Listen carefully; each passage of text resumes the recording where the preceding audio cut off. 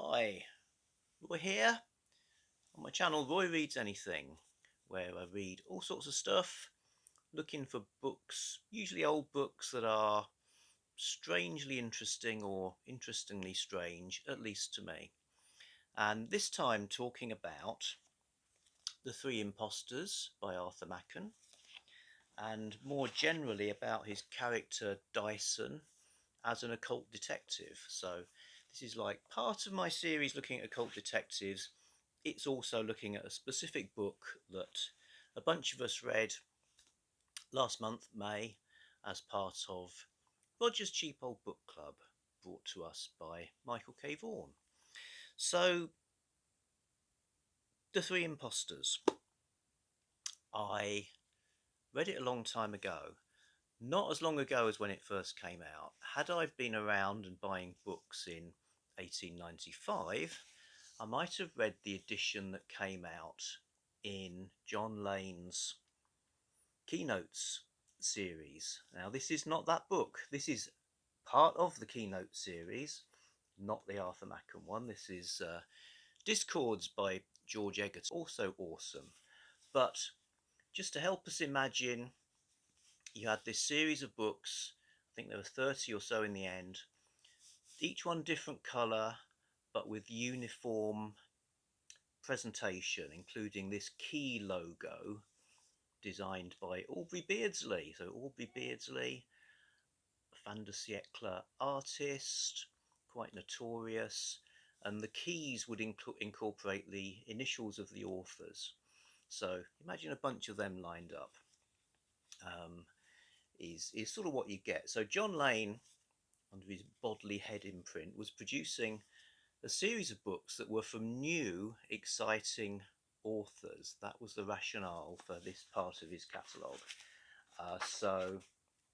And they had some things in common, including frontispieces by Aubrey Beardsley in some of them. So basically, you would be getting this, new writing, and it would be a bit edgy because the authors in this series, some of them were associated with movements like the decadence and the aesthetic movement, new women. So you might be expecting stuff about sexuality and morality and stuff, sort of pushing the boundaries. In 1895, when The Three Impostors came out, that was the year of Oscar Wilde's trial. So Oscar Wilde, being the sort of the decadence star player, as it were, now convicted of a crime, it becomes even more shocking. Some people might have backed away and thought, oh, I was getting these, but I'm not going to collect the set anymore. Other people might have been more fascinated. So that would have been the context then. Who knows? Can't experience that. I experienced The Three Impostors, 1970s style, part of the Ballantine adult fantasy series, which you see ranged behind me. So this was a series of paperbacks in the fantasy genre, or sort of creating on the fly a fantasy genre. Not that you get elves and quests and stuff in this book. It was maybe a bit of an outlier, even within such a varied series as the Ballantines. But nevertheless, coming across it as fantasy and being in that series, as well as a cool wraparound cover. Do you like his wraparound covers? You've got to have a wraparound cover. Loves his wraparound covers. You also got a exhilarating introduction by Lynn Carter. Lynn Carter, who edited the series. This one's called Baghdad on the Thames, and he always talks the books up, but with this one he goes into, he really does dial it up to 11, basically saying it's one of his favourite books, or at least a book that, one of those novels I've encountered along the way which speak to my own character and personality with an intimate voice. And as a lead-in, well, he's one of his favourite books, brilliant. He's describing quite well. The Three Impostors is a novel Then again, it is not a novel at all, but a string of episodes and short stories tied together by a very thin narrative thread. It is a work of fantasy, then again, it is a work of gothic horror. Lastly, it is a picaresque and weirdly comic satire of London life. For all fair points, of all the books that come to my mind, The Three Impostors most completely defies description. Like Don Quixote or Lolita, it has almost everything in it. Adventure, comedy, romance, horror, satire, dream, nightmare, and idyll. The book is an almost inexhaustible source of excitement and pleasure. So with that kind of lead in, obviously I was primed to enjoy the book, which I did. It is, as Carter says, a series of episodes, not you don't not even necessarily following the same characters. Characters who appear in one story suddenly take more centre stage in the next. The three loosely, there's these three individuals chasing another person, the young man in spectacles, this elusive character, and uh, more sort of point of view characters get involved in that as well. And they're hearing stories told to them by the three imposters who are the pursuers. So you never quite know, are these stories true? They're you know there's They have elements of horror, they have elements of even science fiction, and then the whole thing, is it some elevated literary idea about the nature of reality and pursuit of truth, or is it something else? So I loved it then. Never really thought of it as being a book about Dyson, or he's one of the characters in it. Okay, reading it again now, slightly different context, different edition. So I read it in lately. These are really expensive, so didn't want to be pouring this around too much. So I read in this collection where it gets put together with The Great God Pan, introduction by S.T. Joshi, a much cooler and more analytical introduction. Certainly not the kind of triple espresso Lynn Carter kind of introduction. The Three Impostors is also a kind of supernatural detective story, although Machen later came to admit the complaint of many reviewers that he had followed Robert Louis Stevenson a little too closely in both style and structure. The episodic framework of the novel is precisely identical to that found in Stevenson's New Arabian Nights, and in particular The Dynamiters.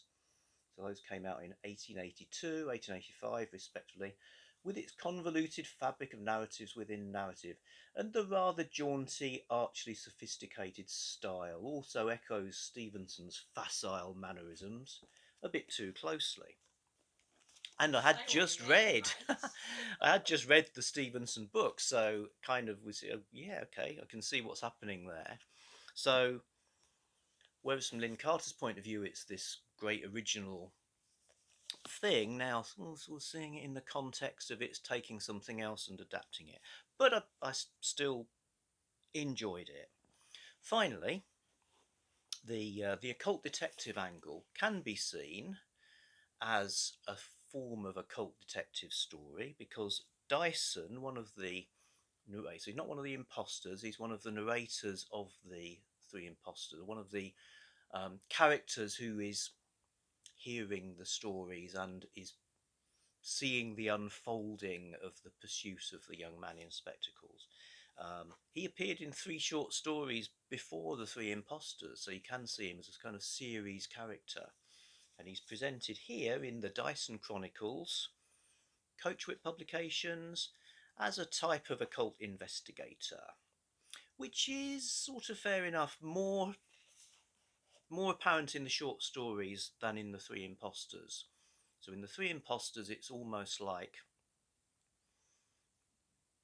observation of how things are happening, rather than an actual sort of form of detection. Yeah, I'm going to read you a quote from the Inmost Light, the first of the Dyson stories chronologically. So here he's talking to one of his friends, there I began to study the great science which still occupies me. What science do you mean? The science of the great city, the physiology of London, literally and metaphysically the greatest subject that the mind of man can conceive. Yet I feel sometimes positively overwhelmed with the thought of the vastness and complexity of London. Paris a man may get to understand thoroughly with a reasonable amount of study, but London is always a mystery. In Paris you may say, here live the actresses, here the bohemians and the rates, but it's different in London. You may point out a street, correctly enough, as the abode of washerwomen, but in that second floor a man may be studying Chaldee roots, and in the garret over the way a forgotten artist is dying by inches.